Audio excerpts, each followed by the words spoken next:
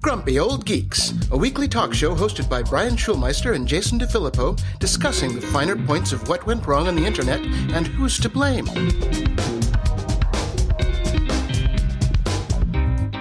Welcome to Grumpy Old Geeks. I'm Jason DeFilippo. And I'm Brian Schulmeister. It's one hell of a week for news, Brian. We got lots to cover. Has it been? Yeah, hadn't noticed. Yeah. Not much going on.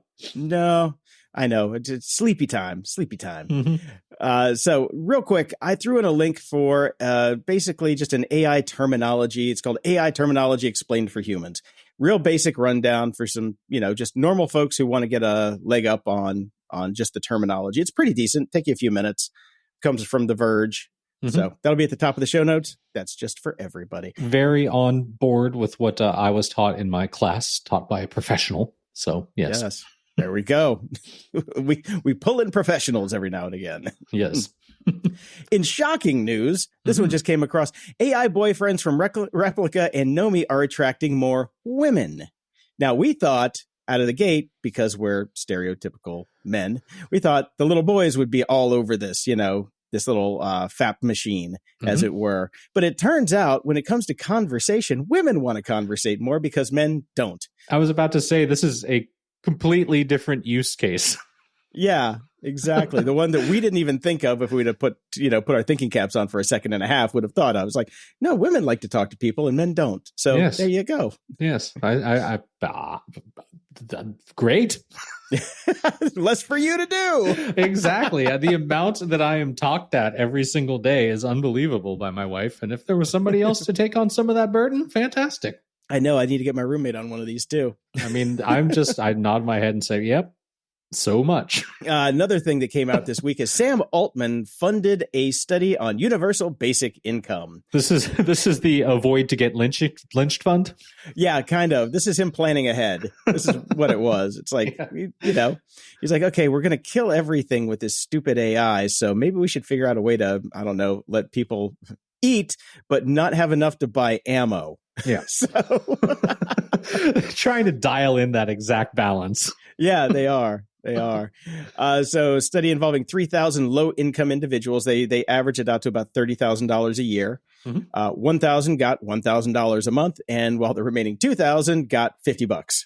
And they got $50 because apparently they were asked a lot, during the study time of, having to fill out forms and all this stuff. So they had to give them something. So it wouldn't have worked if they just gave them nothing. So that was just to keep them involved. And it turns out, it actually is a good thing for a lot of people initially. And then it kind of wears off after time.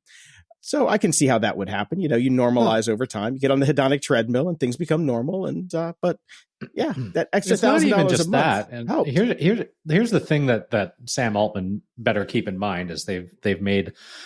For whatever reason, and this is a meme, of course, that goes around all the time. It's like we want AI to take care of our shopping lists and drudgery chores, not do our music and art for us. And the thing is, you can give UBI is, of course, incredibly helpful for people that need to get back up on their feet or that are just having trouble finding a job, et cetera, et cetera. But what humans need is meaning in their life, and you get that. Unfortunately now through work or creation, but at the end of the day, you need to be rewarded for your creations. And so we can't just give people money. Eventually that's not going to be enough because we're human. So yeah. Well, you know what you give them then, Brian? Video games. Idiocracy, here we come. Yes. No, WALL-E. Let's go straight WALL-E. Everybody gets a Quest and $1,000 a month. Yeah. That's it. As many I could go for one of those chairs from WALL-E. Those are pretty good. Yeah. I want to know what was in those shakes too. Hook me up with one of those. Soylent Green, man. You know it. That's right. Oh, the corpses of your dead castmates. That's it. Jesus Christ. Do you remember that trend for a while? We covered it extensively on the show. Those stupid shakes coming out of Silicon Valley. Yeah. Soylent. Yeah. Yeah. People still drink that shit, Brian. It wasn't, it stuck around. Only in Silicon Valley. Trust me. Okay. I think it also works in Austin, New York, and Chicago. Sorry, the new Silicon Valley. Yes. Exactly. Come on, Brian. The non-taxed Silicon Valley of Austin. Yes. Yeah. And I saw this clickbaity headline. Scientists reveal the optimal number of daily steps to offset sitting down. Turns out 9 to 10,000 steps. Again, okay. Again. So apparently those marketers in Japan were right. They got lucky the first time around, because we all know, if you've listened to the show, the only reason 10,000 steps is the de facto standard for how many steps you should take a day is because some stupid fitness app in Japan, the little it was their marketing campaign. But the kanji for 10,000 looks like a little guy walking. So they picked the little guy that looked like he was walking and used that for the goal. And that was it. So we were stuck on 10,000 after that. Yeah. So, yeah. And eggs are still good for you. Of course. Yes. I don't remember if we talked too much about Hawktua Girl on here. A little I'm bit. Sure we mentioned it, because how could you not? Because she took over the internet. A friend of the show posted this, Felicia Michaels, who was actually a guest on the show once as well. She would like to let Hawktua Girl know that she was the original one, and she's got the receipts. We got the link in the show notes. Yep. Go watch it. In the news, I just, again, Gizmodo sometimes, they were killing it with their headlines. They're still kind of killing it with their writing. I like the opening paragraph of the story here. What do you do when you fuck up on a global scale, throwing airports, tech companies, and government agencies into chaos and spurring the blue screen of death on devices throughout the world? Well, if you're cybersecurity firm CrowdStrike, you apparently offer your impacted partners a free coffee. Yep. Yeah, this is all they're really doing right now, at least until the lawsuits roll out. TechCrunch reported Wednesday that CrowdStrike partners, not everybody, just their partners, were being offered a $10 Uber Eats gift card to make up for the massive amounts of trouble it had caused.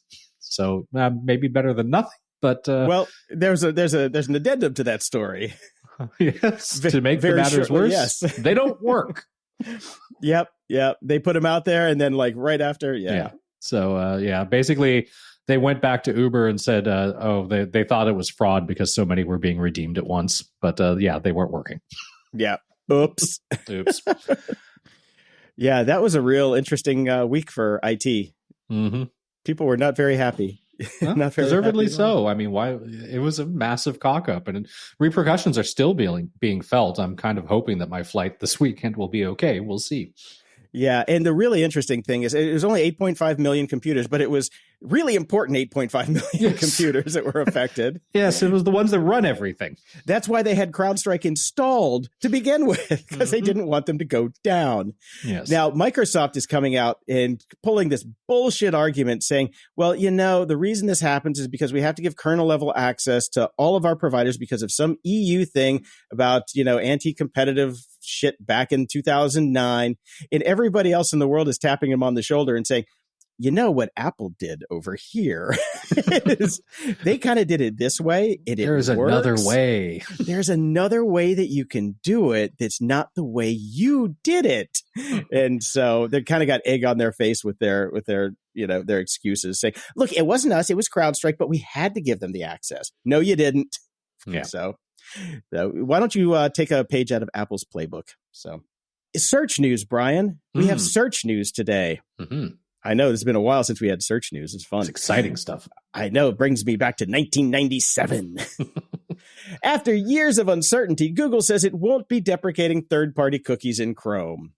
Big surprise. Shocking, because they reported this how long ago? And since 4 then years ago. And we've heard nothing. Oh, no, they've been trying. You hear it every now and again saying, maybe next year. We're working on it. Privacy Sandbox. Use that. Yeah, come on. And everybody knows it's like, no, you can't do that. It's just not going to work. And they've kind of figured that out right now, too. They're still saying they're going to try and do the Privacy Sandbox, and they're going to try some other things. But third-party cookies are here to stay, folks. I'm sorry. You can turn them off if you want, but the web breaks. Yeah. So, and unfortunately, we're still going to get those pop-up windows. Thanks, EU. Yeah. Thank you, assholes. Love them, hate them. That's the problem. Love you some days, hate you the others. Yep. It's like having an alcoholic for a girlfriend. So this is a fun one. In going down the route of the web is dying, and some things are just not meant to be. Non-Google search engines blocked from showing recent Reddit results. This comes because Reddit has decided to make deals with search engines now because of AI and the training data. which, okay, DuckDuckGo, as far as I know, isn't DuckDuck AI. They just want to have search results. But nope, can't do that anymore. Bing, on the other hand, I'll talk about them in a second. But any other search engine that does not have a deal with Google is now blocked at the robots.txt level, which we know is kind of fuck all, but it goes against their terms of service too, which then can, lead to lawsuits down the line. And they're trying to make deals with these search engines to give them their content, which breaks some of the fundamental fucking rules of the internet. Sorry. Oh, those rules are so old school, Jason. That's all out the window now. It's the corporate internet. It is the corporate AI internet. Mm-hmm. And Microsoft this week says, Google, hold my beer. Because they are now going to add AI-powered summaries to Bing search results because they saw how well it worked over at Google. Glue.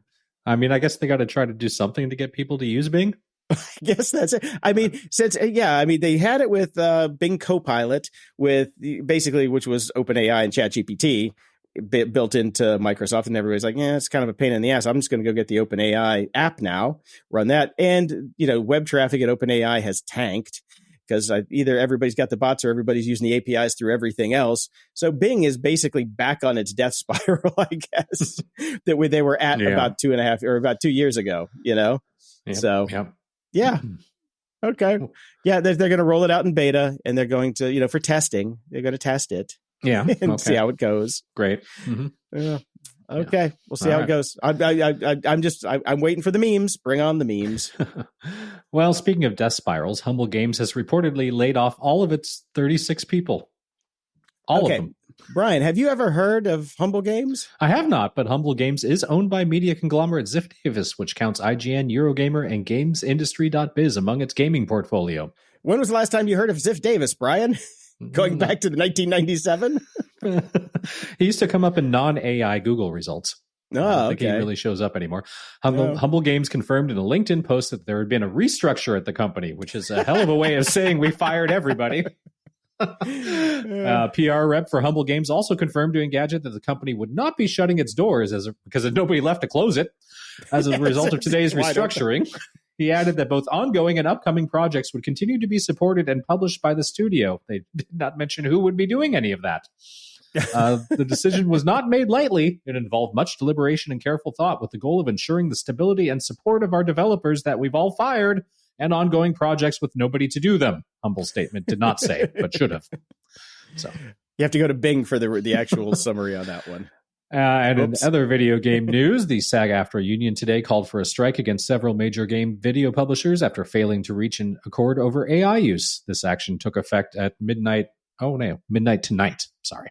SAG-AFTRA performers working in games deserve and demand the same fundamental protections as performers in film, television, streaming, and music, fair compensation, and the right of informed consent for the AI use of their faces, voices, and bodies. This union has been lobbying the video game industry to agree to protections against its members' likenesses and voices being recreated with AI. They secured a similar deal for animated TV shows earlier this year, so one wonders what's the big deal here. Everybody should be getting on board with this, but a spokesperson for the gaming companies provided a statement on behalf of the businesses. We are disappointed the union has chosen to walk away when we are so close to a deal, and we remain prepared to resume negotiations. We have found common ground on 24 out of 25 proposals. Except for the one about AI. The one that matters. Which is the one that really matters for long-term longevity for these people. Yes. Yeah. So I've got a buddy who does video game voices, and he, makes a pretty good chunk of change out of it. And he is terrified about AI coming in, because a lot of times I'll talk to him. I'm like, what are you doing today? He's like, I got to go down to the studio and work on the game. I'm like, oh, you doing anything fun today? He's like, yeah, I'm getting punched a lot. So it's a lot of, a lot of that stuff going on. So, which I can see why they would want to use AI for something like that. But, for him, that's his, mortgage payment. The problem, as we've done on the show many times, we've even proved it, is that the voice stuff is so good now. And they've got enough from all of these actors that they could easily train them and never use them again. End of story. Totally. Yeah. Absolutely. Yeah. So, well, hopefully they win. They win. Because, video game voices aren't that great to begin with. I don't really want it. Yeah. Okay. So, UK school has been reprimanded for unlawful use of facial recognition technology. Oopsie. Chelmer Valley High School was reprimanded by the UK's data protection regulator, the ICO, for using facial recognition technology without obtaining specific opt-in consent from students. Upsie. The school had implemented an opt-out system, which is contrary to UK GDPR regulations that require clear affirmative action for consent. Yeah. So, yep, got dinged for that, which they should have. The funny thing is, they've had fingerprint technology there for a long time, and they thought that just wasn't good enough. And do you know what they were using the facial recognition for? No, what? To pay for the school lunches. So they say. Uh-huh. But you've been able to pay for your school lunches with a fingerprint there for quite some time. Well, hell, we used to be able to do it without fingerprints too. How fucking hard is this, people? I know. Oh my God, cash. And now it's Europe. They've got, cashless just swipe touch. your phone. Yeah, just wave your phone in the general direction of somebody and, you're done. There's no reason for a school to have biometrics. This is ridiculous. So this is a really pisser. U.S. Appeals Court has ruled that the FCC's Universal Service Fund is unconstitutional, calling the fees on phone bills a misbegotten tax. Mm-hmm. This decision, if not overturned, threatens the $8 billion a year system that funds telecom network expansions and affordable access programs like Lifeline, which is basically for rural area internet connections, which is a good thing. Mm-hmm. We want people to have that. Yes. So the ruling from the conservative Fifth Court creates a circuit split, making a Supreme Court review likely. Great. They're on a roll lately. Previously, the FCC had won similar cases in the 6th and 11th circuits. Now, these challenges were filed by Consumers Research, a nonprofit that fights, quote, woke corporations, and a mobile virtual network operator called Cause-Based Commerce, which offers wireless service to values-based consumers who want alternatives to the many companies and providers that support causes and positions contrary to their beliefs. So I had to do some research, Brian. A Jesus phone. You got it. Now, here's the thing. Cause-Based Commerce is not a religious company per se, but it is closely aligned with religious values, particularly through its subsidiary, Charity Mobile. Cause-Based Commerce provides communication services and partners with values-based consumers and organizations that support causes aligned with their beliefs, and their main focus is to offer alternatives to mainstream communications that support, contrary causes or causes contrary to certain moral and religious positions. So basically what they're saying is they love Jesus, but they're not putting Jesus on the tin. Yeah. So yeah, it's basically what it is. And here we go. Charity Mobile is a trade name for cause-based commerce. It's specifically positioned as a pro-life, pro-family phone company. Bingo. There you got it. And Brian, I don't mean to be stereotypical here, but the people who are probably would get the most out of this are rural people that don't live in cities very much, which is where you see a lot of these kind of, mindsets and beliefs happening. Yep. And they're taking away their internet access by taking away that charge, which is then going to help them get cheaper internet. Do you see what the problem there is? Yeah, but they're going to make money because they're going to offer their services to these places. Exactly. So that, it's they're trying to say that they're doing good, but they're fucking the people that they're trying to do who they say are their constituents. So yeah. That's different from these kind of organizations. How? Normally? I guess you're right. Seems to fall right in with what they normally do. Yeah. Before you start following these types of companies, people read the fine print and figure out if they have your best interest at heart, because I guarantee most of the time they don't. They don't. Yeah. Now, I think the internet should do something about this. I think we should all go purchase a Charity Mobile phone and use it purely for porn. I could do that. Much like the pastors probably do. Moving on, the California Supreme Court has upheld Prop 22, allowing companies like Uber, Lyft, and DoorDash and Instacart to continue classifying drivers as independent contractors. Boo. Yeah, we talked about that ad nauseum when it came through, and it was deemed unconstitutional for a little while, but finally has made it to the California Supreme Court. Uber's dollars paid off. Exactly. Mm-hmm. Yeah. So there you go. No minimum wage for you. Yes. Well, Apple, speaking of CSAM, has been accused of underreporting the prevalence of child sexual abuse material on its platforms. Now, I read through this whole article, and they're basically just saying, we see so much of it everywhere else, and we don't see any on Apple, so that can't possibly be right. Oh. That seems to be the extent of this. It's like, but we saw so much on Google, and we saw so much from Meta, and we saw so much from TikTok and Snapchat and Xbox and PlayStation. Oh my God, CSAM on PlayStation. But we didn't see that much with you, Apple. You must be underreporting. Mm-hmm.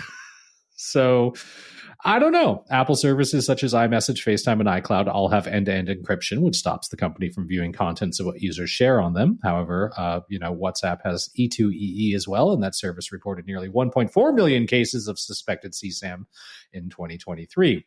So, and we do remember this Apple plan that they had back in 2021 where they were going to scan images before they went up to the iCloud and compare them against a database. And there was backlash from privacy and digital rights. The internet had a fucking conniption fit. So that was out the window. Exactly. So that got killed in 2022. So sure, I'm sure Apple is probably not necessarily underreporting it. It goes exactly with what it says on the tin, which is they can't see any of that stuff because it's all encrypted. Okay. Yeah. That's that story in a nutshell. Prove it, motherfuckers. Prove it. Mm-hmm. So, Roblox is also facing significant criticism for failing to adequately address a growing problem with pedophiles on its platform. Yes. According to reports, since 2018, there have been numerous arrests of individuals accused of using Roblox to groom and abuse children. Now, this issue has raised concerns about the company's handling of safety measures and its ability to protect its young user base. Mm-hmm. Critics argue that Roblox's efforts have been insufficient and the company needs to take more decisive action to combat this serious problem, along with Apple. Apparently. Man, this stuff is scary because my kid is getting to the age where it's like he wants to start doing the connected games like Roblox and Minecraft and all that. And then I just read all these stories. And I'm like, nope, never. You're sticking with Angry Birds. The satanic panic of our age. Except this one probably is a little more real. I think Satan. It's a lot more real than what they thought we were up to. Anyways. Yeah, no shit. Fucking backwards messages at the end of a fucking album. Give me a break.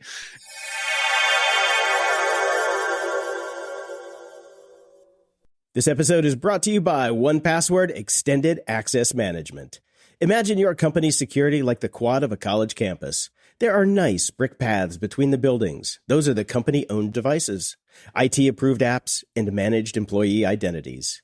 And then there are the paths people actually use, the shortcuts worn through the grass that are the actual straightest line from point A to point B.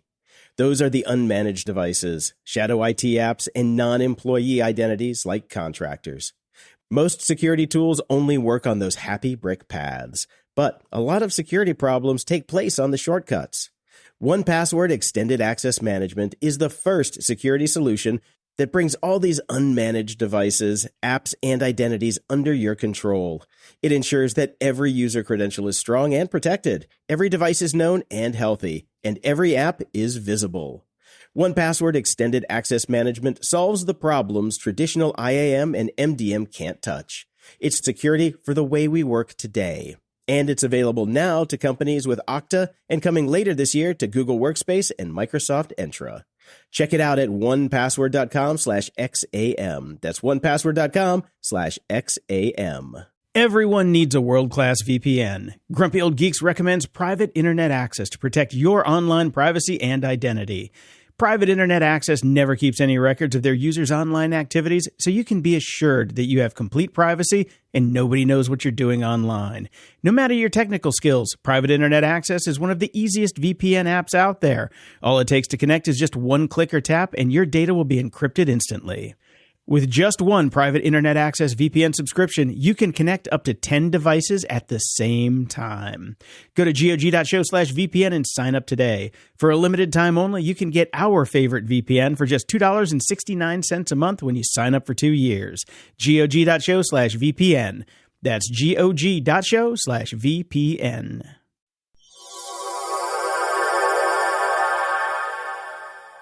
Anyways, U.S. and European antitrust regulators agree to do their job when it comes to AI. Unfortunately, having read this article, it doesn't really make it clear what the job is. Regulators in the U.S. and Europe have laid out the shared principles they plan to adhere to in order to protect competition and consumers when it comes to artificial intelligence. Guided by our respective laws, which are not clear or on the books yet, we will work to ensure effective competition and the fair and honest treatment of consumers and businesses. The Department of Justice, the Federal Trade Commission, the European Commission, and the UK's Competitions and Markets Authority said. So they're basically going to check out for fair dealing, make sure there's not exclusionary tactics, interoperability, and the choice as 3 principles for protecting competition in the AI space. This is just a bunch of bullshit. There's a lot of that going around. There's no teeth. There's no laws yet. There's no agreement to do laws in lockstep. There's nothing. They're just putting out some statements saying, we really should be looking into this and have a lot of regulations, but we got to figure that out. So start figuring it out. All right. Yeah. Well, we're starting to figure some stuff out. Mm-hmm. In a rare bipartisan move, the Senate has unanimously passed the Defiance Act, targeting the creation and distribution of non-consensual deepfake pornography. Mm-hmm. Introduced by Senators Dick Durbin and Lindsey Graham, and sponsored in the House by AOC, the bill allows victims to sue those responsible for AI-generated explicit content without their consent. Mm-hmm. With a 10-year statute of limitations, the bill aims to provide victims with a legal remedy in an industry largely self-regulated. Yeah.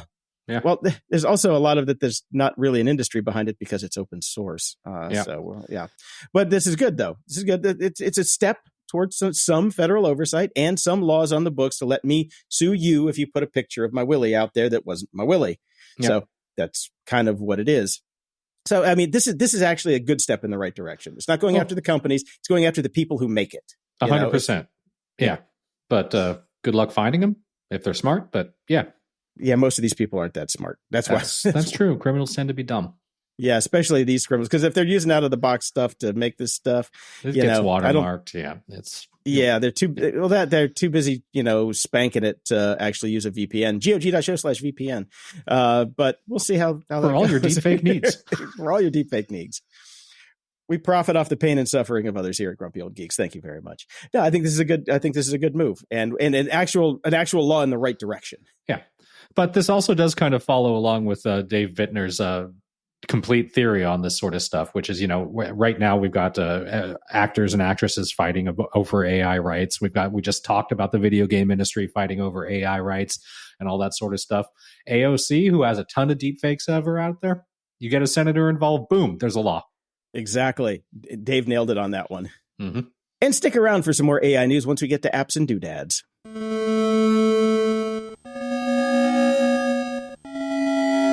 Media Candy.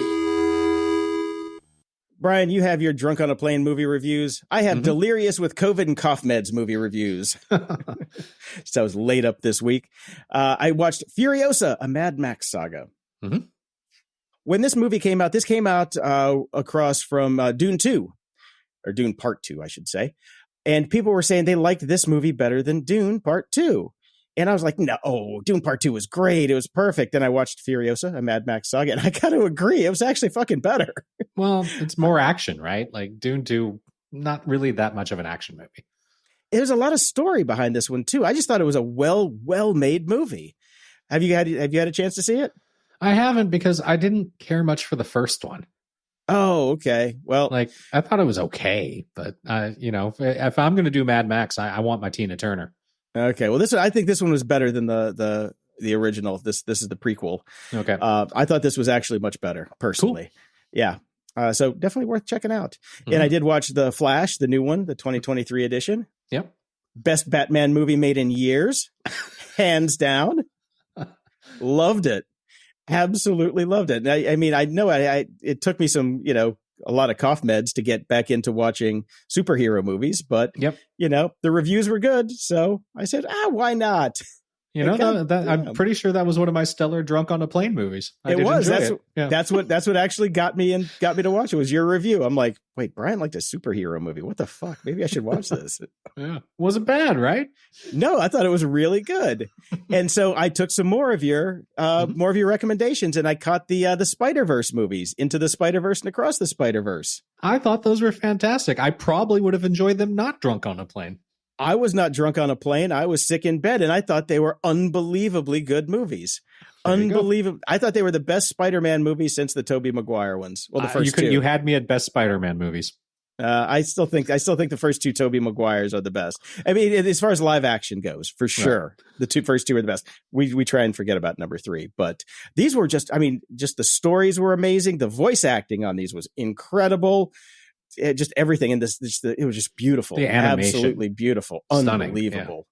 Yeah. You've never seen anything like that. And it was just like, God, the work that had to go into that. Mm-hmm.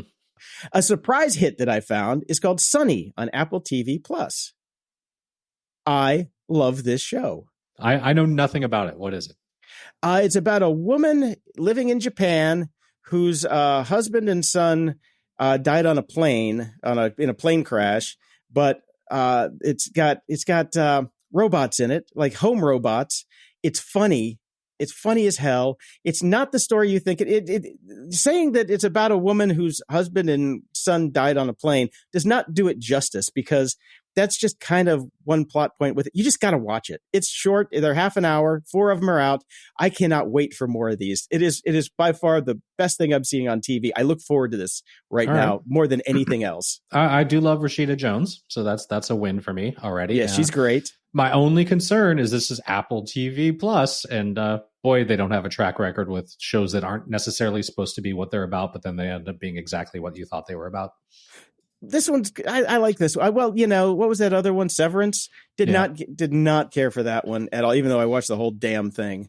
This one I'm liking. This one, if nothing else, this has a good. It's given me lots of good chuckles. Lots of good chuckles. That's on my list then. Yeah, and a long time ago, from 1982, there was a movie called Tag: The Assassination Game. Now, I had never seen this anywhere. It has Robert Carradine and Linda Hamilton in it before they were anybody, really. And it's about it's on a college campus where kids are like, they basically sign up for a game and you get a target that you have to assassinate. I'm sorry, I just clicked on the link and I'm going through some of the stills. I remember this movie when it came out. This was a great movie when we were kids.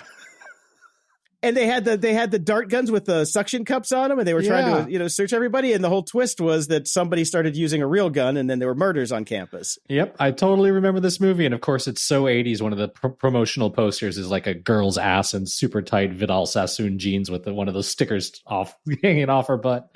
Dude, it is so 80s. It is so 80s. It hurts. The problem was that you can't find it anywhere. So I dug deep. I've been trying to find this movie for 35, 40 years since the damn thing came out. And I finally got a copy on DVD. It was like, one of those just multi DVDs with all this garbage on it. And that somewhere buried in there was the movie. The problem is the movie's super dark, and it was, I think, digitized at 320 by 240. And you up-res that to a 75-inch TV. It's really hard to watch. I got about 20 minutes into it, and I got to go find an old CRT to watch it on. But it was I couldn't believe how much I remembered of it. But if anybody has a better copy of this movie out there, get in touch with me. And the other thing that I really like about it, 90 minutes. Oh. All of the damn movies that I've been trying to watch lately are over 2 hours, and I'm like, I just want a short movie, please. That's, I think, why I like Sunny so much. It's like 27 minutes. Perfect. Yeah. Yeah. So Tag: The Assassination Game, one from the archives. Speaking of short watches, I made it 15 minutes into the new Time Bandits, and I was just like, no. I saw you put that in there, and I'm like, there's no way this is going to be positive. No, it's not. It's god awful. If somebody says, well, you got to stick with it. No, you don't. No, you don't. Not at all. I was done. It's just like the thing about the first Time Bandits is there was almost no setup with the kid. Yeah. There is so much setup with the damn kid at the beginning of this. It's just like, okay, we're not dumb. Just get to the fun parts. It's just like all of this shit about the kid and the backstory and the character development. And I'm like, I don't want character development. I just want to just get to the story. I thought it was too long as a movie when it came out. So I guess maybe I'm not the target demo for this, but nah, pass. Okay. Pass. Yeah. What I am looking forward to is Netflix's new series, Chaos, with Jeff Goldblum playing Zeus. Did you get a chance to check out the trailer for this? Yeah, it looks hilarious. Looks good. Looks really good. Comes out August 29th. Jeff Goldblum is a motherfucker of a god. I can't wait. I can't wait. Nice. I definitely want to see that. I have a new podcast I've started listening to. I still listen to No Such Thing as a Fish. I think you dropped that as one of your regular podcasts. I picked it up this week in my COVID haze. I needed something to listen to, and that was what I went back to. Still a solid show. I love it. They do exactly what they always used to do, and they still do it very, very well. So I listen to that every week. 2 of the members, James Harkin and Anna Chizinski, I think I got that right. You did. Wrote a book. Well, they're all writing books, but they did a book about sports. And as you do now, if you've written a book and you want to promote it, you also start up a podcast about it. And of course, it ties in with the Olympics and all that sort of stuff. I don't know how long this podcast will run for. Right now, there's only the one episode, but it's called Quite a Good Sport. And they basically do the no such thing as a fish thing to sports. All right, cool. Yeah. So it's a fun listen so far. I also got back into one of the bands that I used to listen to all the time because I got some bad news about them. Basically, they're done. They're never coming back. Dead Can Dance, unfortunately, has ended their run. I have a COVID story about Dead Can Dance because I was supposed to be going to see Dead Can Dance right before COVID hit. And I remember that. Yeah. Yes, did not get to go to that show. Then they rescheduled the shows. Then they canceled the rescheduled shows. Then they rescheduled them one more time, and then they canceled those again. And then they did a brief tour of Europe and said, we're really going to come over there. And then now there's never really been an official announcement, but one of the principal members said in an interview from a new project she's doing that, yeah, Dead Can Dance is done. So that is unfortunate. However, I did then go look them up on Spotify because I wanted to listen to some stuff. And I realized something I had not noticed before because these all came out in 2022. They dumped 21 live albums. Jesus. And Dead Can Dance live is a stunning thing to see. Like, I was blown away, and I still am blown away every time I used to see them. That's why I was looking forward to it so much. So I'm very happy about this. I will listen to all 21 of these live albums over time. They are just amazing live. So happy about that. Sad about the fact that I will never see them again, unfortunately. Yeah, I'm sad that I will never see them. Yeah. I always wanted to go. There is speaking of things that are super hard to find, Jason, along with Tag, if you can find Toward the Within, it was recorded in the mid 90s, I believe, and it was recorded in Santa Monica. It's one of their live performances. They released it as a DVD and a film. I was there. I was at that show. I love shows that get released that I was at. I cannot find it anywhere on streaming. It is on YouTube. It pops up for a while, then gets taken down. You can get the DVD and Laserdisc still if you want, but it is one of the most stunning performances. Unbelievable. Just the opening. Even if you just want to see a taste of it, go to YouTube, look up Rakim, which is the opening song that they did on Toward the Within. And it was transformative to me as a kid seeing this. Like, my jaw just dropped. It was unbelievable. So there you go. Okay, and by the way, Brian, if you have a SetApp account, you can download videos from YouTube with one click. So highly recommend going to get that SetApp account. Link will be in the show notes. Go check them out because Downy is a fantastic app for getting those old videos off of YouTube. I actually got a Green Day concert that I was at McGregor's in the 80s. You can still see me at as well when I got that from using Downy on SetApp. So go get that. There you go. And I put this next one in here just because it's doing the rounds, because these stories do, and it's kind of funny and media related because everybody made the same joke too. Cocaine Shark is already a horrible looking B movie, but it's also a reality as trace amounts of the drug have been detected in sharks near Brazil. So yes, sharks, we found a bunch of cocaine in their bodies because it gets dumped, or smugglers get dump stuff out in the wildlife, and then the sharks eat it, and then they're coked out for a while. So good times. So yeah, looking forward to that movie. Cocaine Bear, Cocaine Shark. Yeah. You know it's coming. Cocaine Sharknado. It will be next. Yes.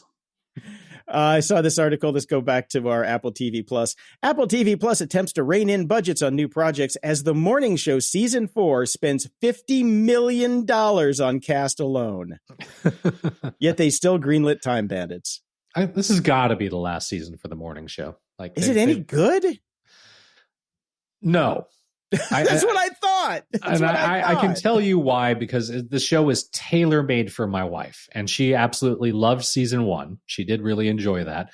Season 2 came out, and she dropped off really quickly. So I think it was off to a strong start, and then the premise started to wear thin. Okay. Yeah, just seriously. You cut all the budgets you want. Just don't fuck with Sunny. That's all I'm saying. So there we go. And Slow Horses. I know you already greenlit season 4 on Slow Horses. Don't fuck with them either. Give me season 6 through 17 on that one. I love that show. All for the budget of one morning show season.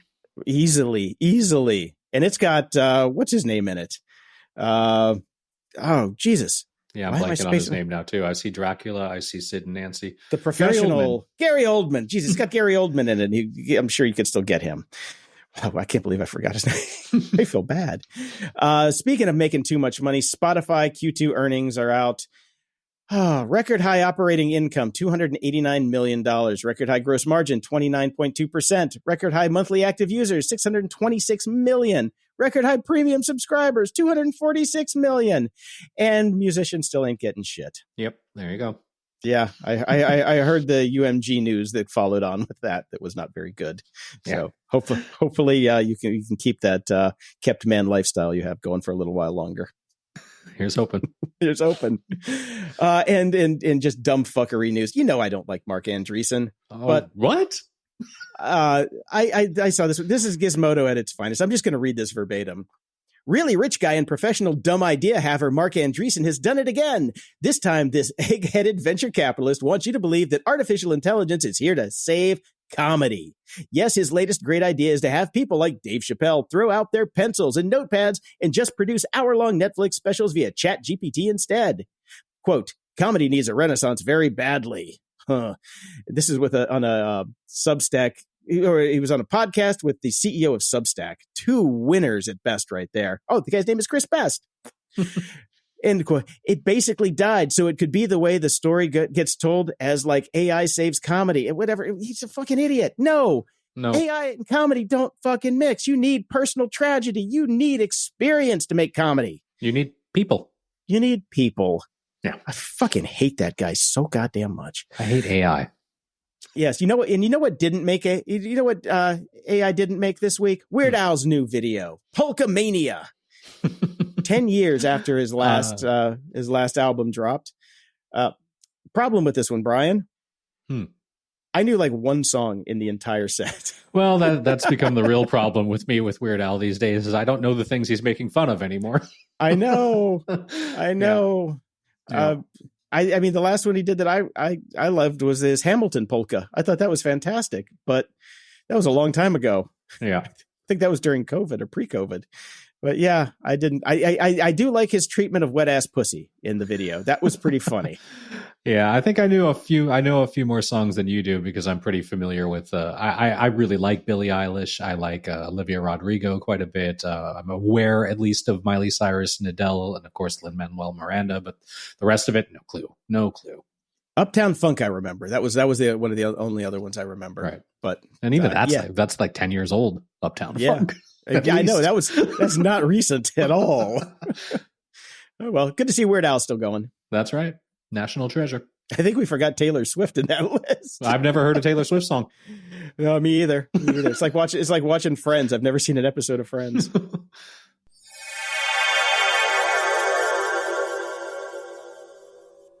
Grumpy Old Geeks is brought to you by Delete Me. If you're a regular listener of the show, you know how much of our personal information is just floating around out there on the internet, waiting to be scooped up by anyone with bad intentions. That's why I'm really excited to tell you about Delete Me. Your name, contact information, social security number, home address, and even information about your family members are all being compiled by data brokers and openly sold online. It's like giving strangers the key to your front door. But now you can protect your privacy with Delete Me. And that's why Brian and I both use Delete Me. Delete Me is a subscription service that removes your personal information from the largest people search databases on the web. In the process, it helps prevent potential ID theft, doxing, and phishing scams. Here's how it works. You take the reins and sign up, providing Delete Me with exactly what information you want deleted. Their experts then take it from there. They send you regular, personalized privacy reports showing what info they found, where they found it, and what they removed. I really, really love getting these reports. It gives me peace of mind to know they're out there doing the job so I don't have to. It's not just a one-time service. Delete Me is always working for you, constantly monitoring and removing the personal information you don't want on the internet. With Delete Me, you're in control of your online privacy. To put it simply, Delete Me does all the hard work of wiping you and your family's personal info off the web. Data brokers hate Delete Me. When you sign up, Delete Me immediately goes to work, scrubbing all your personal information from data broker platforms. Your personal profile is no longer theirs to sell. With Delete Me, you can trust that your personal information is being handled with the utmost care and efficiency. Take control of your data and keep your private life private by signing up for Delete Me. Now at a special discount for our listeners. Today, get 20% off your Delete Me plan when you go to joindeleteme.com/GOG and use promo code GOG at checkout.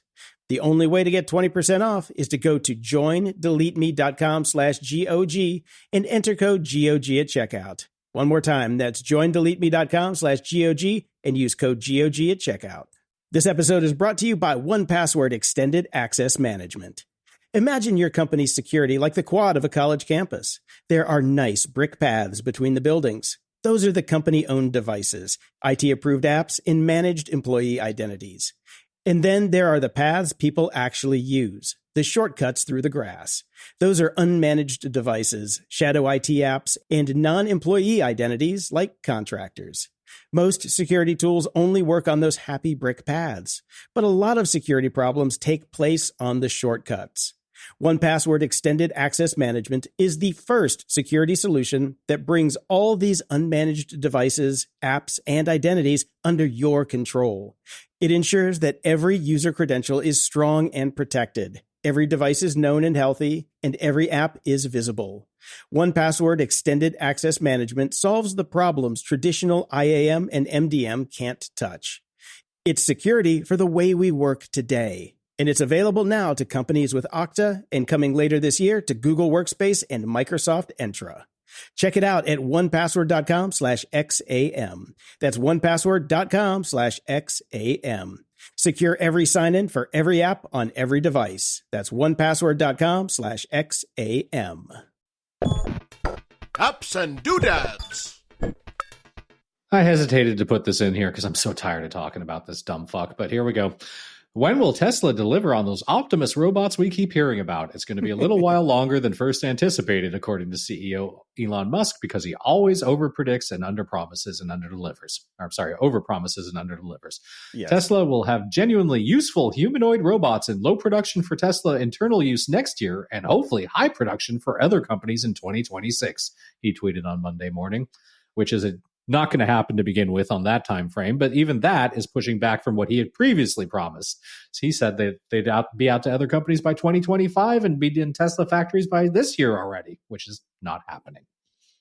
Brian, I made a little clip of highlights on why we shouldn't give a fuck about what comes out of this guy's mouth anymore. Okay, I made it with the help of Dan O'Dowd, one of the videos he made on that I found on Threads. Unfortunately, I made this clip before the Tesla earnings call. So this only goes up to 2013. So have a listen. Okay.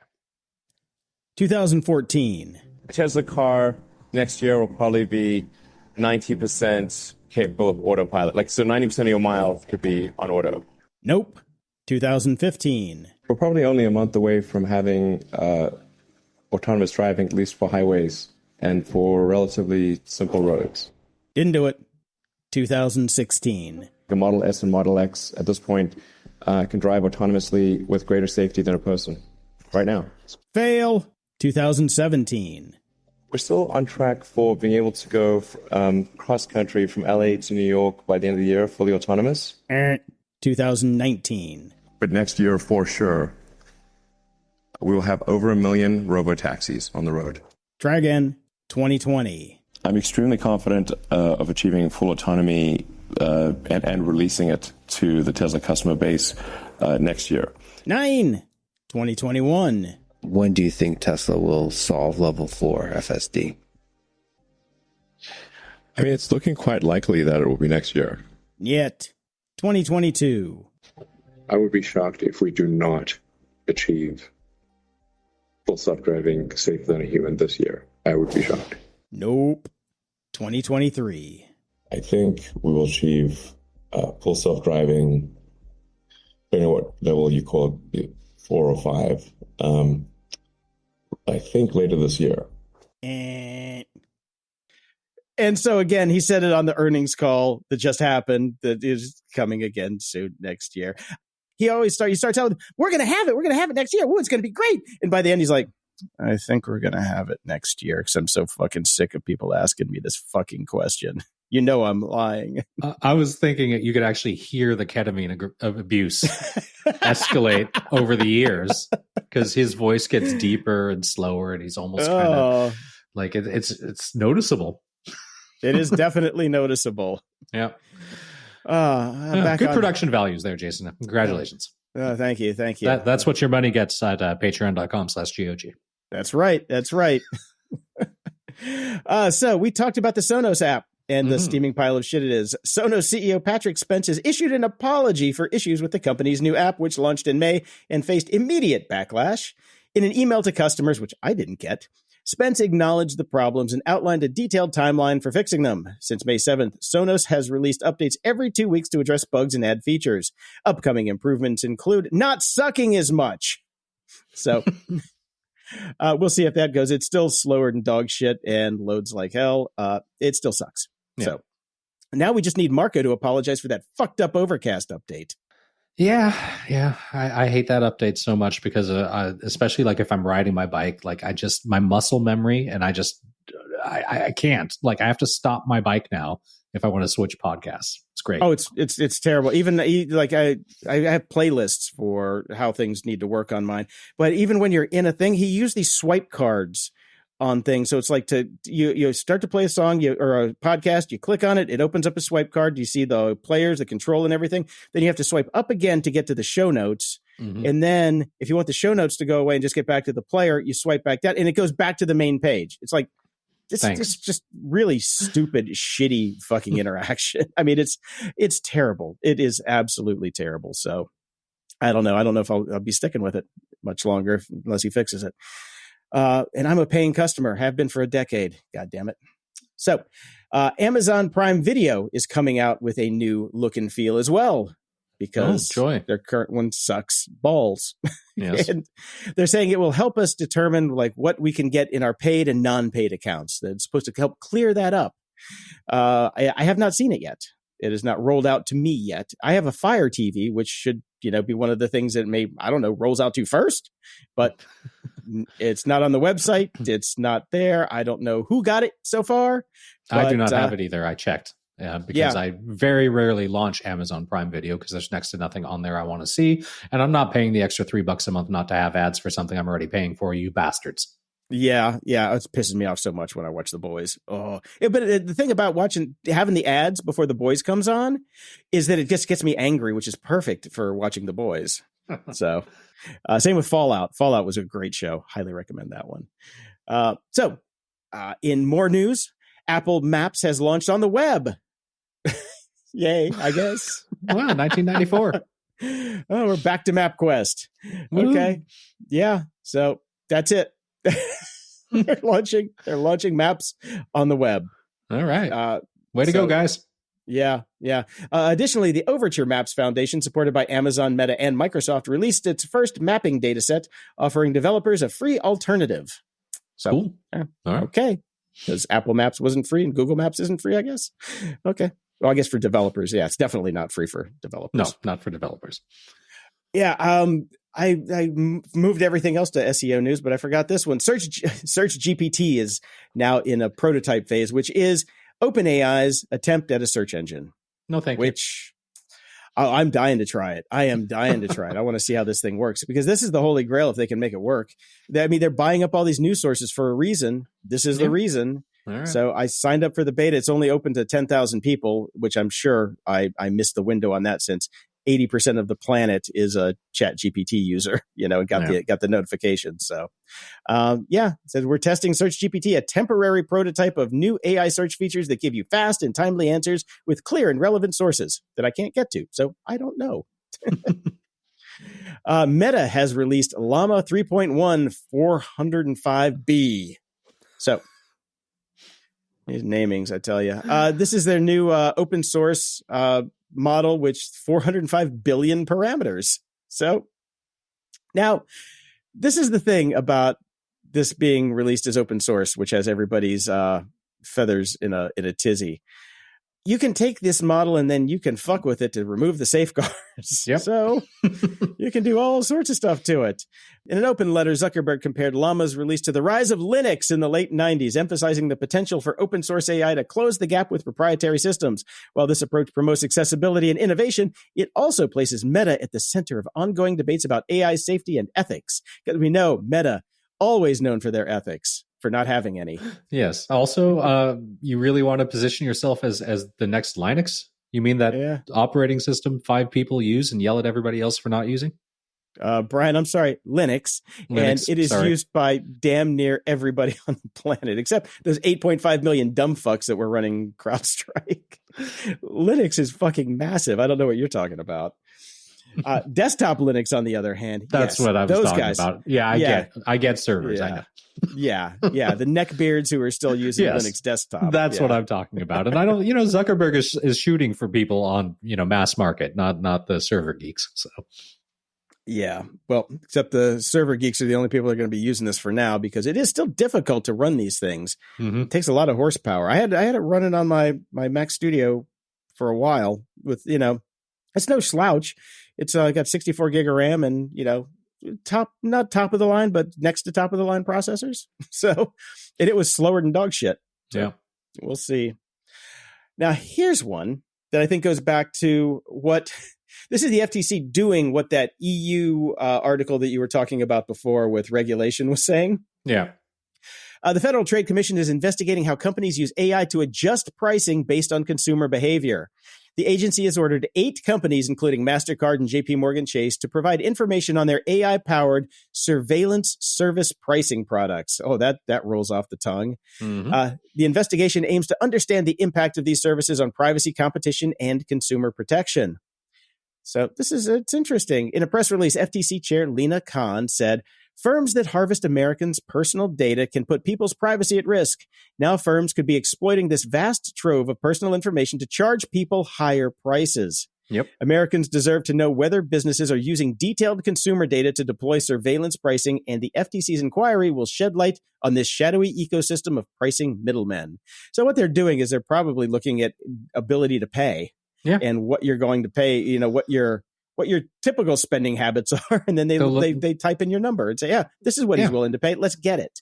They'll look at credit ratings. They'll look at your address. They'll look at median home prices in the area that you live in. They'll look at information about salaries if they can have access to that, and they'll price accordingly, which is complete and total bullshit. Mm-hmm. Yeah. Yep. So at least they're doing something over there. We'll see how this comes out. And the list of people that they're looking at is, the scum of the earth. So it's good. Yeah. It's good. Mm-hmm. Now, we just talked about deepfakes and the law, and this kind of dovetails into it. Civil rights groups, including the ACLU, are challenging new laws across the U.S. aimed at regulating AI-generated content, arguing these laws infringe on First Amendment rights. These laws are intended to combat issues like political misinformation and non-consensual pornographic deepfakes. However, the ACLU argues that these regulations could suppress free speech, drawing parallels to past free speech cases involving controversial speech protections. The organization asserts that AI tools are merely instruments and that individuals have the right to use them under the First Amendment. The debate highlights the tension between protecting individuals from AI misuse and upholding constitutional free speech rights. Well, the nice thing about the law that the Senate just passed was that it doesn't say you can't make deepfakes. It says we can prosecute you for it. Yes. So free speech is still free, but there are consequences. The way it always has been. Yeah. So... Yeah. We'll see how that goes. I mean, not agreeing with the ACLU here. Nope. Well, I understand what they're trying to do. Yeah, yes. That's the thing. It's like where do you draw the line there? Yeah. So now here's a fun one by Upwork. A new study by Upwork reveals that AI is increasing workloads and stress among employees, contrary to executives' expectations. Key findings include 77% of workers using AI report it adds to their workload and contributes to burnout. 96% of executives believe AI will boost productivity, but only 25% have AI training programs and 13% have adequate strategies. So the rest of them are just like, throw some AI at it. It'll be good. Yep. 47% of employees are unsure how AI should aid their productivity. So they're like, okay, what do we do with it? Hence going back to the no training programs. Mm-hmm. 71% of full-time employees feel burnt out, and 65% struggle with employer demands. 81% of executives admit to increasing these demands. Yes. Well, see, what happened is they fired a bunch of people thinking that AI was going to make it all so much easier for our employees, so we need less people. However, nobody's been trained up in the AI. The executives don't actually know what the AI can do, which is generally not a hell of a lot, unless it's very specific things. So now everyone's fucked. Yep. Yeah. 1/3 of workers may quit in the next 6 months due to burnout or being overworked. And this is not a small sample size. They interviewed 2,500 people, 1,250 executives, 625 full-time and salaried employees, and 625 freelancers in the U.S., UK, Australia, and Canada. So again, I'm going to go back to the course that I took about somebody who was at the forefront of this field, and he was talking about how you would introduce AI into your business and turn your business into an AI-based business, or at least an AI amplified business, which is basically just AI is helping. And he said that the roadmap for that is generally 2 to 3 years, and everybody, including the CEO, should have a minimum of 4 to 6 hours of AI training. Is that happening anywhere? Nope. No, it is not. So I'm working on an AI project right now for somebody, and the expectations are, I'm like, it doesn't do that. Yeah. Well, that was the other, that's what he said. The reason to have CEOs and executives take courses is to figure out what AI's limitations are, because nobody understands it. Everybody just thinks it's like we can just fire a bunch of people and AI can handle the slack. Yeah, no, that's just not how it works. No, that's not how it works at all. Nope.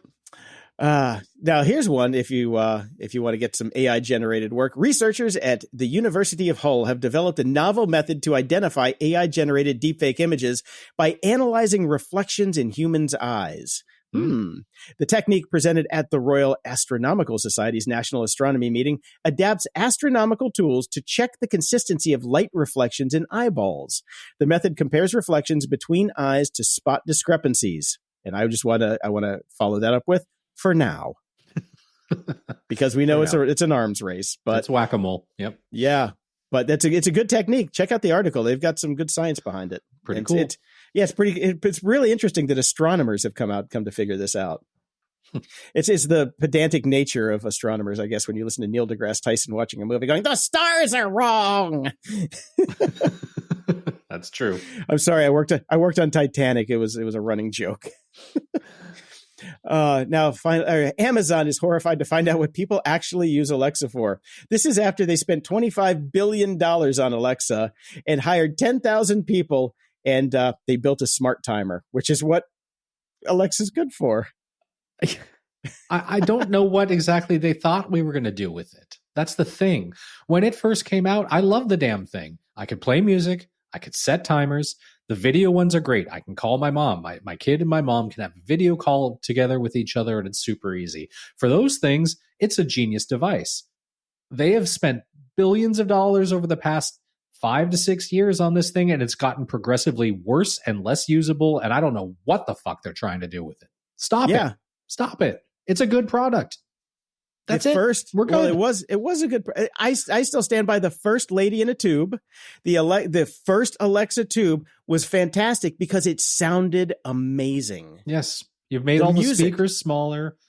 It's just keep fucking with it and making. I don't need a little dime size one that sits on my desk at all for anything. That sounds like crap. If they would have kept them the same, I would not have Sonos in my house. I guarantee it. They were so good, and they just ruined it. So. Yeah, over-engineered. Yeah, and they're just jamming all this stuff into it. And frankly, I turn off everything on these things now because it's just a bunch of companies trying to mine my personal data. All it's doing is it's throwing up questions like, do you prefer beef hamburgers or blah, blah, blah? I'm like, I don't need to give you any of this. I don't want to see this. Turn it all off. Give me my sports scores. Give me my financial updates. Play my music. Let me set my timers and let me call my mom. That's all I want. That's it. There you go. Saved you $25 billion. Yep. Finally, I don't know if you've noticed, there's been a bit of a heat wave down here, and the Apple weather app, after they bought Dark Sky, sucks so fucking bad. It is 7 degrees off from every other weather report on the planet. You know, it's like, oh, it's 93 degrees outside. I'm like, no, it's not. I walk out the door and my dog melts. It is not 93 degrees. So I finally pulled the trigger and went back to Carrot Weather, which is phenomenal. It's you got to pay for it. I get the middle tier for $14.99 a year. So a couple bucks a month, well worth it to get accurate weather information with a snarky AI behind it. I love it. I love Carrot. It's great. I know. I just have this thing about paying for a weather app. I am paying for a weather app. This phone costs $1,000. Well, the phone costs $1,000. The weather comes app with the app. Sucks. Fucking sucks. It does. It used to. People used to be, oh well, it doesn't work in Santa Monica because you're right on the ocean. I'm not on an ocean anymore. I'm in Toronto. It still fucking sucks. It still fucking sucks. It tells me there's a thunderstorm out and it's sunny. Fuck off. The Dark Side. Ha! With Dave. Welcome to The Dark Side with Dave, with vivacious and vocally versatile Dave Bittner. Dave can be heard on the Cyberwire podcast, and also exploring human deception with Joe Kerrigan on Hacking Humans, or diving into privacy with Ben Yellen on Caveat, and understanding industrial cybersecurity on Control Loop. Dave's new show, Only Malware in the Building, is a monthly segment by N2K Cyberwire and Proofpoint's Discarded podcast. Hosted by Selena Larson with Rick Howard and Dave Bittner, it breaks down the most impactful malware stories into actionable insights for tech professionals and security executives in a most delightful way. There's a new episode dropping next week, so make sure you get caught up this week. Hi, Dave. Well, hello, and thank you very much. You're welcome. Just a quick tooting of our own horn. Joe Kerrigan and I, and also our new permanent co-host, Maria Vermasis, we just passed our 300th episode. Congratulations. Thank you. Yeah, so that's pretty exciting. I mean, for a weekly, that's pretty cool. That is. It all gets a little skewed because I think I'm coming up on 3,000 or something for the Cyberwire Daily. So when you do a daily, it throws everything else off. It's such an odd thing in the podcasting world, but no, 300, that's a big deal. Yep. Yeah. No, we're at 658 and it feels like, oh my God, it's taken over 10 years to get here. Yeah. And, and you're in the thousands, and I feel so bad for you, but you get paid. We don't. There's a difference. Well, yeah. Having a check attached helps. Yes. Yeah. I wanted to real quick follow up once again on my my rear lamp situation. The whole thing we've been talking about with the video camera and the power adapter and all that kind of stuff. After I posted a review of the failed power adapter on Amazon, the providers of said power adapter reached out and they both refunded my money and sent a replacement, showing you the power of the Amazon review. So when I received the replacement, by the way, the second unit that I've had installed has been running fine for the past couple of weeks. So okay.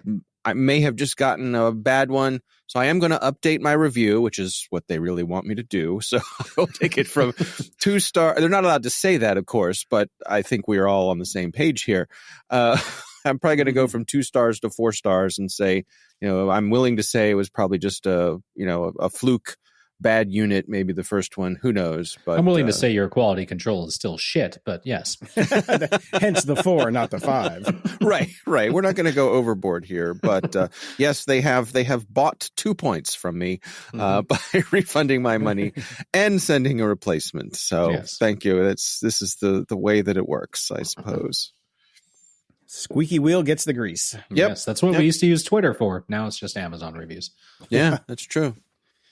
So I saw this come across the news wire, and I thought it might be important for you guys, since I'm sure some of you are going to Disney at some point. Disneyland workers authorize potential strike ahead of ongoing contract negotiations. Probably more for Brian, since Disneyland is here in California. I have been monitoring this. Your article is from July 20th. It is out of date. They have reached a settlement, and my Disney trip will go on unimpeded because, yes, we are going. We will be in Los Angeles for the majority of August. My son's birthday is in August. My son's favorite thing in the entire world is Halloween, and they are moving up their Halloween celebration for the first time ever, beginning it in late August. So yes, we are going to Disneyland, and this was I was monitoring this very closely because this could have been bad. Yeah. All right. We're all good. The mouse has spoken. Has your son been through the when they Jack Skellingtonized the Haunted Mansion. Yes, Yeah. mm-hmm. He's been through that as well. But Okay. they go all out for Halloween, all throughout the entire park, in addition to just doing the Nightmare Before Christmas thing. So, and we've never seen that because that's always been gone and Christmas time stuff up by the time we usually get there. So, very exciting. Oh, that'll be fun. Yeah. Speaking of Disney and Disney World, I've been thinking about Hollywood Studios, which of course is where Star Wars Land is, whatever they call it. I call it Star Wars Land in Florida, right? Yeah. And of course, there's one at Disneyland also, but in Florida, it's at the Hollywood Studios, formerly the Disney MGM Studios. But they kind of have a problem down there, which is that Florida. Well. Yes, that is true, and the ongoing, I guess, what do you want to? The weather in Florida is heading in one direction, which is hotter and more humid, and all that stuff. So yeah, that'll be interesting too to see if what happens if let's say the 2 middle months of summer become intolerable for people to go to Disney World. Do they start bringing out that old plan to put a dome over the whole place, or what could you possibly do? I've gone on vacation in like Scottsdale, Arizona, in the dead of summer before, which not the brightest thing in the world, but I mean, misters everywhere is what ends up happening, and they'll build a lot more shady areas and all that sort of stuff. People will still go. Yeah, so, I guess so. I mean, I think the difference though between Florida and someplace like Arizona is just it's so freaking humid in Florida. It's a dry. You can only cool off so much in a swamp. But anyway, I was thinking at the Hollywood Studios they have this problem, which is that they have the original area where Star Tours is, and they have the cool AT-AT Walker and all of that around there. There's a gift shop there, and then you have to go through kind of the Muppets area where Muppet Vision 3D is. And I think there's like a Rizzo the Rat pizza place there. And then you get to the actual proper Star Wars land. So I am willing to bet that they're itching to do something with the Muppets stuff, which of course would break my heart if they took Muppet Vision 3D out of that studio. So what I think they should do is move Muppet Vision 3D to the other side of the park next to Rock and Roller Coaster and make Rock and Roller Coaster the Electric Mayhem. All right. Okay. Shall we take it for a vote? I'm in. I like the idea, but I do think that there's a bridge that they could build there. There could be a Pigs in Space ride. Oh, that's interesting. Yeah, that's true. I mean, because Star Wars is like the Muppets and Star Wars are in each other's canon because of the visit that not just Mark Hamill, but Luke Skywalker made. And C-3PO. And C-3PO and Chewbacca and R2-D2. Yeah, I was going to say, don't forget Chewbacca and R2. Made to the Muppet Show. And R2-D2 and C-3PO also made a visit to Sesame Street. So there is crossover between the two. That's an interesting idea. I just think that at some point they're going to have to get rid of Aerosmith for Rock and Roller Coaster. Please. So, of course, my nightmare is they replace it with the Red Hot Chili Peppers. Okay, sure. But it seems like Dr. Teeth and the Electric Mayhem is something they already own. They don't have to pay a license for. Kind of evergreen, at least for the time being. And, evergreen if you're old. Well, that's true. Our version of evergreen. It's evergreen to me. I don't remember anymore, so it's new to me. Right. Yeah. So, but then the big question would be right next to that is the Tower of Terror. And so would you go so far as to Muppetize that the way that they turned Tower of Terror in California into Guardians of the Galaxy? Yeah. The thing is, as much as the Muppets are owned by Disney at this point, they don't really seem to be leaning into it as much as I'd wish they would. Yeah. I think you're right. And I think the Muppets' cultural relevance is in decline. And I'm not sure what the cause and effect of that is, but kids certainly know who they are, but they're not – it's not the only game in town like it was for us with Sesame Street and the Muppet Show. And so, I think that's true. So maybe a big investment in the Muppets at the park like that wouldn't make sense. But I'd like to see it happen. So Me too. we'll see. Hey, you guys are the ones that are buying the ticket, so you should have a voice in this. That's true. That's true. That's true. That's true. And I have my Disney stock. I'm going to get on the next shareholders call. I think you should. Play them this episode, Brian. Because there's nothing better in a shareholders call than Mr. Idea Man coming to tell them. Also, us showing up with all the F bombs. Right. Just, what to tell them what they're doing wrong with the day-to-day operations of. We need some motherfucking Major pigs theme in park. space in here. Well, and it could also backfire, and they're like, "Ooh, the Red Hot Chili Peppers. That actually is a good idea." Yeah. Right. Through some twist, it turns out that Disney owns all the IP for they own the theme park rights for the Red Hot Chili Peppers that Michael Eisner bought. Yeah. If they change it, they're going to have to change the name of the roller coaster to Zippy Dappa Dappa Deep Dap Doop Dap. Some extent to the fucking genius lyrics from that asshole. Oh, Brian. Sorry.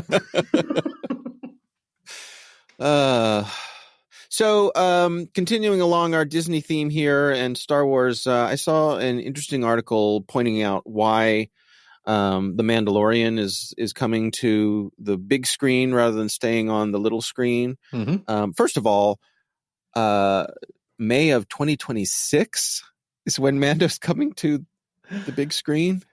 Second of all, the big screen, I'm still going to be watching it on my normal screen. Yeah. You don't want to go to the movies?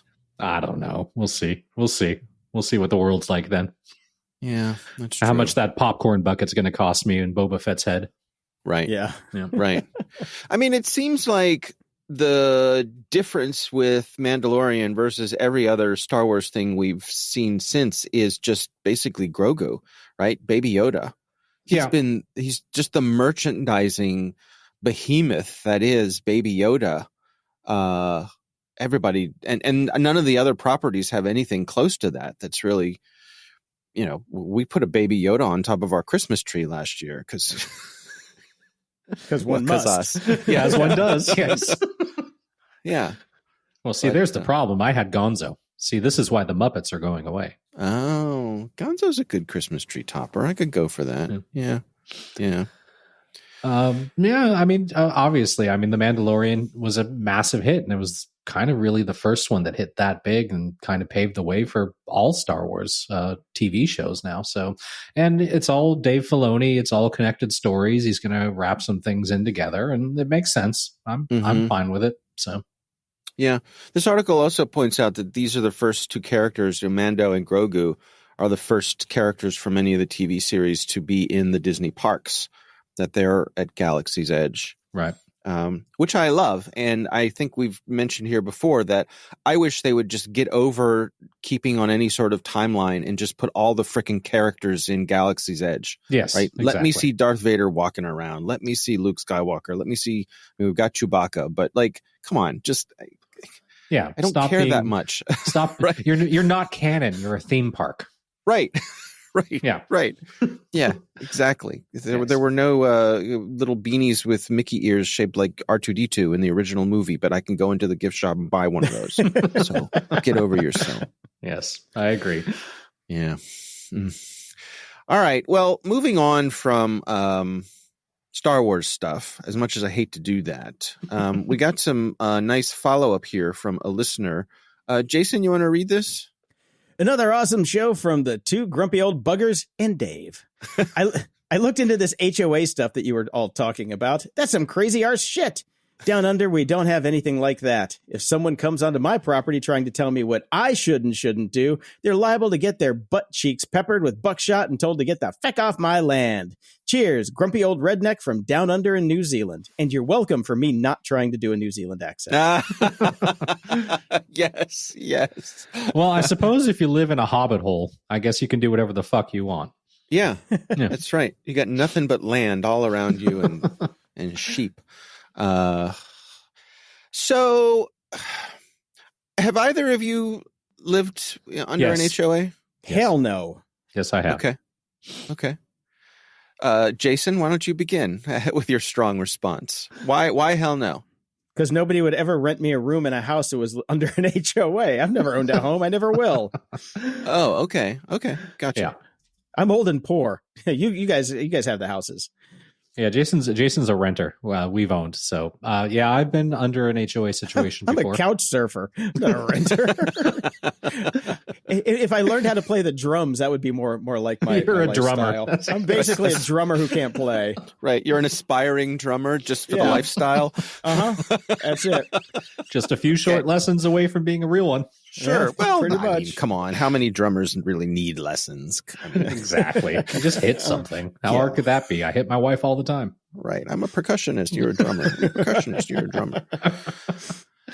Yeah, HOAs suck. I get the concept, but it always ends up being Karen in charge, doesn't it?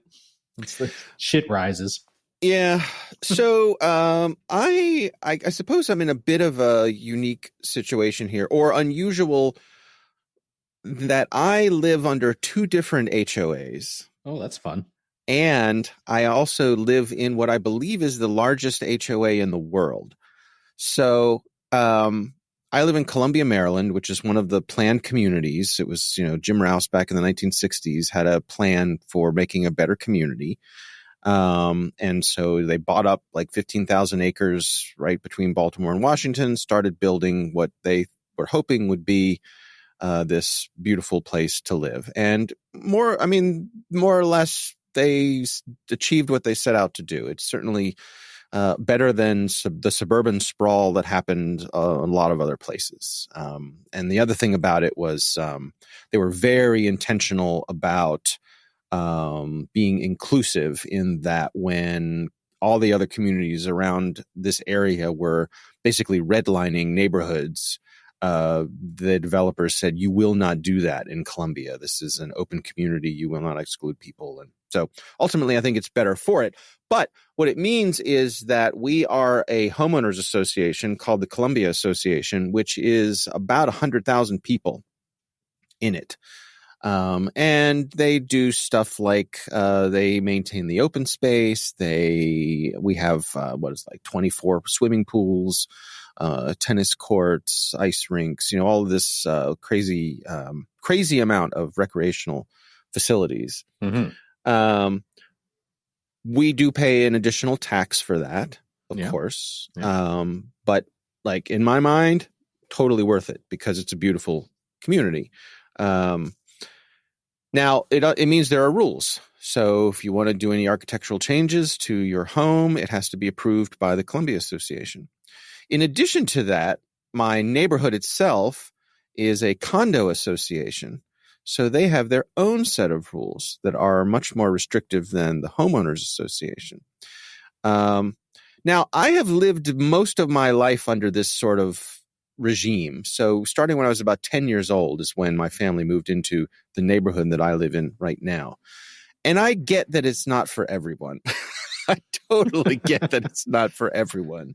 Yeah. But there are some upsides to it, and just that, especially like I live in a townhouse community, it keeps my next door neighbor from painting their house like a candy cane or something. If people want to put a car up on blocks next door to me, they can't do that. And I realize for a lot of people, that's the point, is that they want to live somewhere where they can do that. And more power to you. I happen to enjoy this kind of community with a certain amount of, predictability. Keeps it's also home prices nice, up too. It does. I don't have to mow my lawn. I don't have to shovel my snow. So there are a lot of lifestyle things that I enjoy. But I totally get what our friend from Down Under says here. Is definitely not for everybody. And one of the funny things is every now and then, like my neighborhood has about 150 homes. And every now and then someone will move in and manage to make their way through the entire process of buying a home, settle on the home, move in, and never along the way have realized that they are in a condo association. And so they get their first bill. They're like, what the hell is this? And then they figure out that they can't do whatever they want. And, you have to get permission to paint your front door the same color.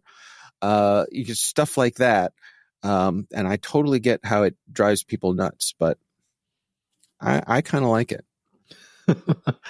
Yeah, I mean, I understand why people enjoy it, and it is for certain kinds of people. If you're not, if you want to be able to do whatever the hell you want to do, don't ever live under an HOA. And Yeah. you know, it sounds like you're living in a pretty good one, all things considered. Although, you know, you hit a few snags while trying to sort out your solar panel lighting situation already. No, So, I mean, yeah. they all have their moments. I mean, there's a Reddit group called like Fuck HOAs. And if you want to be entertained, and if someone who lives under one, you read that and you go, oh, there, but for the grace of God, go I, because all it takes is for the wrong people to be elected to your board of directors. And Yep. and you know, it's just, it can go south in a hurry. Yeah, I was Just in like one- the country. Yeah. Yes. It's true. You are no It's longer true. allowed to put up these flags. We are handing out the mandatory MAGA flags for everybody to fly. Yeah. Good luck with that. Yeah, I lived under one for a little while. It was poorly run. You know, initially it didn't make a bit of a difference. You know, we felt that it was a condo association at the time that I was that I had owned, and the building was in need of a lot of repairs. It definitely could use painting and all that sort of stuff. And the board was the HOA was so ineffectual, it just couldn't get done. Which again, no, I had other things. I had a kid. I had other things that were on my mind at the moment, so didn't worry too much about it. But then somebody else got in charge and wanted to try to do things, and then it was like, well, we're gonna change the way that cable comes into the building. So from now on, all your cable boxes will need to be in your bedrooms because we're gonna run the lines up through that side of the building instead of where they are now. And I was like, fuck that, not doing that. And then they did some other thing about like we want to increase the safety. We're going to put up some security cameras, and they put up a security camera over the gate, and it pointed right into my kitchen. And Right, like, I remember fuck that. I remember that. Yeah, yeah. So I was that was my one run-in with an HOA was not particularly pleasant, but I get the pluses and everything that you've outlined, and certainly for the kind of services that you would never be able to afford yourself, skating rinks and pools and all that sort of stuff. I mean, obviously you can, many people have their own pool, but it's a pain in the ass. It's a money suck. So if you get that under group things and you don't mind paying for it and you don't mind the restrictions, great. But yeah, grumpy old redneck probably is not going to do well in an HOA. No, not at all. I actually liked your old HOA, Brian, because it gave us like weeks worth of material. Oh, we got so much content. It was great. Well, I'm and like, the they other put a camera where? Yeah. I came over and I saw it, and I'm like, yeah, that's not right. The other peril is that you'll see, there's like, for example, there's a bunch of people in Florida right now who are going through, after, what was it, a couple years ago, that big condo building collapsed. Yeah. Mm-hmm. So that has triggered a whole bunch of inspections. And so there are lots of people in condo associations and HOAs who've suddenly been hit with these assessments where it's like, oh, look, we have to spend a few $1 million. So we're going to need $100,000 by the end of the month. Let me tell you, Dave, same thing, same condo association in California, they rolled out new earthquake regulations. So if buildings were over a certain amount of age, they needed to be retrofitted. We sold just in time to get out from that. I heard it was about $100,000 per unit. Wow. Yep. Yeah. So maybe we should go to New Zealand. I don't know. What's the earthquake situation like there? Right. That'd be fun. Not great, actually. Not great at all. Okay, well, never mind then. Yeah. But I suppose if you're in the Hobbit hole and you're built into the ground, you're all right. So, yeah. Yeah. Every place has pluses and minuses, but there are absolutely days when just throwing in the towel and going to New Zealand and just herding sheep just sounds really good. Yeah, so. You and all the tech CEOs agree. Yeah. Yeah. Well, I look at it. And I can tell you, like all my Kiwi friends, they just love it when you tell sheep jokes. I'm sure. Yeah. It never gets old. No, it's it's like Brits when you tell them jokes about having bad teeth. They love that. They just love it. Oh, it's so good. So good. Yeah. I've had to duck a couple times after I made a sheep joke with some of my friends from down there, and there were cocktails involved. Yeah. I almost lost those teeth that the Brits need so much. There you go. Well, you should never insult a man's wife, Jason. We'll leave it there. Okay, before we lose any more listeners, let's get the hell out of here. On that note. Closing shout outs. Over at Patreon, we've got Albert MK Insane. Insane says, "Hey, Grumpy Geeks, longtime listener here, and I'm ready to put my money where my ears are. What's the best way to donate that puts the most cash in your pockets? Keep up the grump, you magnificent bastards." So we've covered this on Discord and on the show a couple times. It doesn't matter to us. We get the same amount for every platform because we're grandfathered in on Patreon and we've got and everything else. We get the same. So wherever you want to give us, you can get the most on Patreon. So that's where we can give you the actual show early and ad-free and in high definition, starting at just $3 a month. You can give us more if you want, but that's how it goes. Yep. So yeah, don't worry about what we're going to get. We get the same across the board. Yeah, and the only reason it got brought up is some people wanted to switch platforms, and we were just helping people out that were doing so. Does not matter. We get the same. You get more at Patreon. So if you don't give a crap about the high def feed, go elsewhere. Doesn't matter. Speaking of the elsewheres, over at PayPal, we got Tom, Joseph, and David. Thank you all so much. Thank you. And over at the tip jar, we've got Eric and Ross. All righty. Thanks, everybody. No reviews this week. Sad Christmas. And happy birthday to Dave Bittner for the old double nickels, 55. I've never heard that phrase before. Happy birthday, Dave. Yeah, I hadn't either. Hope you enjoy it. Until next time, I'm Brian Schulmeister. And I'm Jason DeFilippo. Thanks for tuning in to Grumpy Old Geeks. Dive into the show notes and all the links from today's episodes at gog.show/658. Feeling generous? Keep this top-notch entertainment rolling by dropping us a few bucks at gog.show/donate. Every bit helps. I mean that. Desperately. Every bit helps.